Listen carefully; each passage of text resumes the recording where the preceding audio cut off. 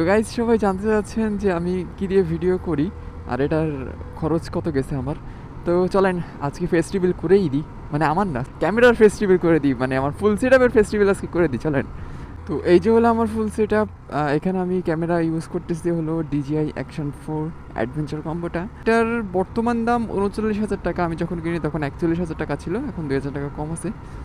39,000 টাকা DJI Action 4 adventure combo. আর standard কম্বোটা সম্ভবত 27,000 থেকে 28,000 টাকা আশেপাশে হওয়ার কথা। আর এর সাথে একটা মেমোরি লাগবে, একটা মাইক লাগবে।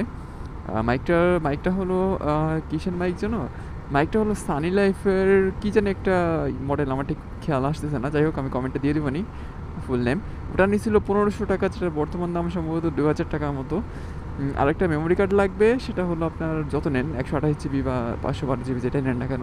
আমি 128 GBটা নিছি, আমি যখন নিছি তখন 3500 টাকা ছিল, এখন সম্ভবত 5,500 টাকা আনুমানিক।